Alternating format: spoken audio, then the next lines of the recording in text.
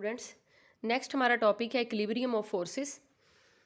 इसमें short questions जो हैं वो ज़्यादा इंपॉर्टेंट है कि शॉर्ट क्वेश्चंस जो हैं वो इसमें से बनते हैं। ठीक है, तो इक्विलिब्रियम की टाइप्स हम पढ़ेंगे, इक्विलिब्रियम की जो कंडीशंस होती हैं वो पढ़ेंगे और इक्विलिब्रियम क्या होता है। ठीक है, तो सबसे पहले आप जो मैट्रिक में फिज़िक्स आपने पढ़ी थी उसमें भी आपने पढ़ा होगा कि एक बॉडी जो है वो या तो रेस्ट में हो सकती है और या फिर वो यूनिफॉर्म वेलोसिटी से मूव कर रही होती है, तो तब हम उसको कहते हैं कि बॉडी जो है वो इक्विलिब्रियम में है। ठीक है, तो दो कंडीशन जो है वो उसकी हो सकती हैं कि या तो वो रेस्ट में होती है या यूनिफॉर्म वेलोसिटी के साथ मूव कर रही होती है, तो हम उसको कहते हैं कि इक्विलिब्रियम में है। ठीक है, तो इसके ऊपर जो है वो लगने वाली जो फोर्सेस होती हैं वो ज़ीरो होती हैं, इसलिए हम इसको कहते हैं कि वो इक्विलिब्रियम में है। तो इसको कहते हैं फर्स्ट कंडीशन ऑफ इक्विलिब्रियम, कि जब एक बॉडी रेस्ट में होगी इट मीन्स के उसके ऊपर, अगर ये बुक पड़ी हुई है उसका वेट नीचे को है, तो according to Newton third law reaction force ऊपर को होगी, तो ये दोनों एक दूसरे को बैलेंस करेंगे, तो बुक टेबल के ऊपर रेस्ट में पड़ी रहेगी, तो हम कहेंगे कि बुक इक्विलिब्रियम में है। ठीक है, तो इसके ऊपर दोनों फोर्सेस जो हैं वो एक दूसरे के को बैलेंस करेंगी, यानी लाजमी नहीं है कि फोर्स अमल नहीं कर रही, फोर्स अमल करेगी, लेकिन उनका जो सम होगा वो ज़ीरो होगा, यानी वो बैलेंस करेंगी एक दूसरे को। तो अब अगर एक गाड़ी रोड के ऊपर जा रही है तो उसकी यूनिफॉर्म वेलोसिटी है, अगर वेलोसिटी यूनिफॉर्म है तो इट मीन्स के उसका एक्सेलरेशन जो है वो ज़ीरो है। तो एक्सेलरेशन ज़ीरो कब हो सकता है, क्योंकि हमें पता है कि F is equal to M A के बराबर होता है, जो फोर्स होती है वो अपनी ही डायरेक्शन में एक्सेलरेशन देती है। तो अगर बॉडी यूनिफॉर्म वेलोसिटी के साथ मूव कर रही है तो इट मीन्स के उसका एक्सेलरेशन ज़ीरो है, चेंज नहीं आ रही। तो चेंज लेके आने वाला जो आप ये कह लें कि फैक्टर होता है वो तो फोर्स है, तो इट मीन्स के फोर्स जो है वो नहीं अमल कर रही है, फोर्सेस जो हैं जो अमल कर रही हैं वो एक दूसरे को बैलेंस कर रही हैं और उनका सम जो है वो ज़ीरो है, तो इसलिए हम कह सकते हैं कि उसका एक्सेलरेशन भी ज़ीरो है। ठीक है, तो ये हमारे पास आ गई फर्स्ट कंडीशन ऑफ इक्विलिब्रियम, कि जब एक बॉडी रेस्ट में होती है तब, और जब एक बॉडी यूनिफॉर्म वेलोसिटी के साथ मूव कर रही होती है, तो इन दोनों केसेस में उसके ऊपर लगने वाली तमाम फोर्सेस का सम होता है ज़ीरो, और इसको कहते हैं फर्स्ट कंडीशन ऑफ इक्विलिब्रियम। ठीक है, उसके बाद हमारे पास आती हैं कोप्लेनर फोर्सेस, के कोप्लेनर फोर्सेस क्या होती हैं। कोप्लेनर फोर्सेस यानी जैसे हमारे पास ये एक्स वाई प्लेन है, ये वाई है, ये एक्स है, तो ऐसे जो है वो एक फोर्स अमल कर रही है, एक फोर्स ऐसे अमल कर रही है, तो ये दोनों फोर्सेस हम क्या कहेंगे कि ये कोप्लेनर जो है वो फोर्सेस हैं, एक्स वाई प्लेन में अमल कर रही हैं किसी बॉडी के ऊपर। ठीक है, सेम प्लेन में। तो जब कोप्लेनर फोर्सेस अमल कर रही होती हैं तो तब हमने क्या करना होता है, हम फोर्सेस के कंपोनेंट ड्रा करते हैं। ये देखें, ये इसका एक्स कंपोनेंट आ गया और ये इसका वाई कंपोनेंट आ गया, इसी तरह से इस फोर्स का ये वाई कंपोनेंट आ गया और ये इसका एक्स कंपोनेंट आ गया। फिर हमने क्या कहना है कि अगर एक बॉडी के ऊपर ये सारी फोर्सेस अमल कर रही हैं तो इक्विलिब्रियम की कंडीशन कैसे सेटिस्फाई होगी। तो फिर हमने ये कहना है कि इसका एक्स कंपोनेंट इसके एक्स कंपोनेंट को बैलेंस करे, इसका वाई कंपोनेंट इसके वाई कंपोनेंट को बैलेंस करे, तब एक बॉडी जो है वो इक्विलिब्रियम में होगी। यानी उस बॉडी के ऊपर अगर कोप्लेनर फोर्सेस अमल कर रही हैं, यानी प्लेन में, अब एक्स वाई प्लेन में है, इट मीन्स ना तो एक्स में है ना वाई में है, तो एक्स वाई में है, तो इट मीन्स कि तमाम फोर्सेस के आप कंपोनेंट ड्रॉ करेंगे। ऑल कंपोनेंट जो कि एक्स एक्सिस की फॉर्म में है उनका भी सम जीरो होना चाहिए, ऑल कंपोनेंट जो कि वाई एक्सिस की फॉर्म में है उनका भी सम जीरो होना चाहिए। तो हम ये कह सकते हैं कि बॉडी जो है वो कंप्लीट, उसकी जो फर्स्ट इक्विलिब्रियम की कंडीशन है वो कंप्लीट हो जाती है। फिर ठीक है, कि या तो जो फोर्सेस लग रही हैं वो ज़ीरो, और अगर प्लेन में लग रही हैं तो उनके एक्स कंपोनेंट भी ज़ीरो और वाई कंपोनेंट भी ज़ीरो होने चाहिए। ठीक है, इसको हल करने के लिए हम इस तरह से लेते हैं कि जो एक्स एक्सिस इसकी इस फॉर्म में होते हैं हम इसको पॉजिटिव ले लेते हैं, यानी राइटवर्ड, और इस फॉर्म में जो होते हैं वो हम इसको नेगेटिव लेते हैं।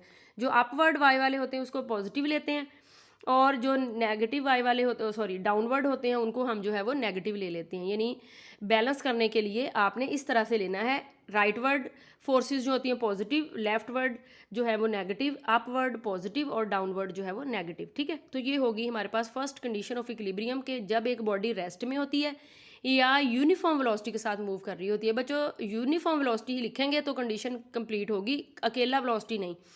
यूनिफॉर्म वेलोसिटी का ही ये मतलब है कि एक्सेलरेशन ज़ीरो है, तभी हमें पता चलेगा कि फोर्स भी ज़ीरो है, यानी फोर्स का सम जो है वो ज़ीरो है। ठीक है, तो यहाँ पे आ गई हमारे पास फर्स्ट कंडीशन ऑफ इक्विलिब्रियम जो कि फोर्सेस के लिए थी। अब सेकंड कंडीशन ऑफ इक्विलिब्रियम पढ़ते हैं जो कि टॉर्क के लिए है। अगर फर्स्ट कंडीशन कंप्लीट हो जाती है तो फिर हम कहेंगे कि सेकंड कंडीशन जो है वो हम अप्लाई कर सकते हैं। सेकंड कंडीशन के लिए क्या होता है, जैसे लीनियरली हम ये कह रहे हैं कि एक बॉडी यूनिफॉर्म लीनियर वेलोसिटी के साथ जो है वो मूव कर रही है, तो उसका लीनियर एक्सेलरेशन नहीं है। इसी तरह से अगर एक बॉडी रोटेट कर रही होती है तो फिर हमने क्या कहना है, हमने कहना है कि अगर एक बॉडी यूनिफॉर्म एंगुलर वेलोसिटी के साथ रोटेट कर रही है तो इट मीन्स कि उसका जो एंगुलर एक्सेलरेशन है वो ज़ीरो है। अगर उसका एंगुलर एक्सेलरेशन ज़ीरो है तो उसका क्या मतलब है, एंगुलर एक्सेलरेशन कौन डिटरमिन करता है, टॉर्क। तो इट मीन्स कि उसके ऊपर लगने वाला टॉर्क ज़ीरो है। जो फोर्सेस हैं उनका जो मोमेंट आर्म है, जो उनसे जो उनका इफेक्ट है, यानी कि जिसको आप टॉर्क का नाम देते हैं, टर्निंग इफेक्ट, वो ज़ीरो है। ठीक है। तो सेकंड में क्या आएगा कि आप रोटेशन की बात करेंगे, आप एंगुलर मोशन की बात करेंगे। तो एक बॉडी जब यूनिफॉर्म एंगुलर वेलोसिटी के साथ मूव कर रही होती है तो उसके ऊपर लगने वाले जो तमाम टार्क होते हैं उनका सम ज़ीरो होता है। ठीक है। जैसे यहाँ पे एक रिजिड बॉडी दिखाई गई है, इस रिजिड बॉडी में इस पॉइंट के ऊपर दो फोर्सेस अमल कर रही हैं, यानी एक फोर्स जो है वो आप ये कह लें कि इसको अगर इस तरफ घुमाने की कोशिश कर रही है तो दूसरी फोर्स जो है वो इसको इस तरफ घुमाने की कोशिश कर रही है। तो दोनों फोर्सेस जो है वो एक क्लॉकवाइज घुमाने की कोशिश कर रही है, दूसरी एंटी क्लॉकवाइज घुमाने की कोशिश कर रही है। तो नतीजा क्या होगा कि ये बॉडी रोटेट नहीं करेगी। जो इस फोर्स का टॉर्क होगा वो इस फोर्स के टॉर्क को बैलेंस कर देगा और दोनों फोर्सेस का जो टॉर्क होगा वो क्या होगा, ज़ीरो। यहाँ पे आप ये वाला इसका मोमेंट आर्म है और ये वाला जो है वो इसका मोमेंट आर्म है, यानी इस फोर्स का और इस फोर्स का ये मोमेंट आर्म है। ठीक है। तो आपको ये भी टॉर्क की आपने जो है वो यानी डायरेक्शन जो पॉजिटिव का भी लेनी होती है, नेगेटिव। जब आपका टॉर्क जो है वो एंटी क्लॉकवाइज जा रहा हो तो आपने उसको पॉजिटिव लेना है, और जब क्लॉकवाइज जा रहा हो तो आपने उसको नेगेटिव लेना है। इसमें भी एक फोर्स जो है वो इसको क्लॉकवाइज घुमाने की कोशिश कर रही है। ठीक है, ये इस डायरेक्शन में घुमाने की कोशिश कर रही है और दूसरी जो है वो इसको इसके ऑपोजिट घुमाने की कोशिश कर रही है। तो हम ये कह सकते हैं, यानी एक जो है वो इस तरह से क्लॉकवाइज घुमाने की कोशिश कर रही है और दूसरी जो है वो इस तरह से एंटी क्लॉकवाइज घुमाने की कोशिश कर रही है। ठीक है। तो इसी तरह से हम ये कह सकते हैं कि दोनों, एक पॉजिटिव हो गया नेगेटिव, तो दोनों एक दूसरे को बैलेंस करेंगे तो हम ये कह सकते हैं कि summation of torque is equal to zero. ठीक है। तो ये हमारे पास हो गई सेकंड कंडीशन ऑफ इक्विलिब्रियम, कि जब फर्स्ट कंडीशन सेटिस्फाई होती है और बॉडी जो है वो लीनियर इक्विलिब्रियम में आ जाती है। ठीक है। पहली कंडीशन जब सेटिस्फाई होगी तो बॉडी का जो लीनियर एक्सेलरेशन होगा वो ज़ीरो होगा, और इस कंडीशन को हम क्या कहेंगे, ट्रांसलेशनल इक्विलिब्रियम। समझ आ गई। जब फर्स्ट कंडीशन सेटिस्फाई होगी, जिसमें हमने कह दिया कि summation of F is equal to zero, summation of F of X is equal to zero, summation of F of Y is equal to zero. तमाम फोर्सेस अगर प्लेन में लग रही हैं तब भी ज़ीरो, अगर वैसे लग रही हैं तब भी ज़ीरो। तो बॉडी जो है वो एक फर्स्ट कंडीशन उसकी सेटिस्फाई हो गई है और कोई उसका लीनियर एक्सेलरेशन नहीं है, तो बॉडी जो है वो ट्रांसलेशनल इक्विलिब्रियम में है। और जब सेकंड कंडीशन सेटिस्फाई हो जाती है, no angular acceleration, summation of torque is equal to zero, तो आप कह सकते हैं कि बॉडी जो है वो रोटेशनल इक्विलिब्रियम में आ गई है। ठीक है। तो एक बॉडी को कंप्लीट इक्विलिब्रियम में होने के लिए उसकी दोनों कंडीशन का फुलफिल होना ज़रूरी है। फर्स्ट कंडीशन का भी फुलफिल होना ज़रूरी है, साथ दूसरी का भी। ये नहीं कि एक कंप्लीट हो गई तो आप कह लें, नहीं, पहली कंप्लीट होने से लीनियर इक्विलिब्रियम में आई है। ठीक है, जिसको आप ट्रांसलेशनल इक्विलिब्रियम का नाम देते हैं। और दूसरी जब सेटिस्फाई होगी, जिसमें आपने कह दिया कि summation of toe is equal to zero, तमाम जो लगने वाली फोर्सेस हैं उनका टॉर्क भी ज़ीरो है, तो आप कहेंगे कि बॉडी का कोई एंगुलर एक्सेलरेशन नहीं है। अगर एंगुलर एक्सेलरेशन नहीं है तो बॉडी रोटेशनल इक्विलिब्रियम में है, तो तब आप कहेंगे कि एक body is in complete equilibrium. ठीक है। इससे रिलेटेड शॉर्ट क्वेश्चन या जो एमसीक्यू टाइप होते हैं ना, अक्सर पेपर में आते हैं कि एक बॉडी कंप्लीट इक्विलिब्रियम में कब होती है, तो मुख्तलिफ कंडीशन दी होती हैं। तो एक कंडीशन वही होगी, फुलफिल यही होगी जब summation of F is equal to zero और summation of toe is equal to zero. ठीक है। तो जब दोनों कंडीशन सेटिस्फाई हो जाएंगी कि ना तो लीनियर एक्सेलरेशन होगा ना ही एंगुलर एक्सेलरेशन होगा, तो हम कह सकते हैं कि बॉडी जो है वो कंप्लीट इक्विलिब्रियम में होगी।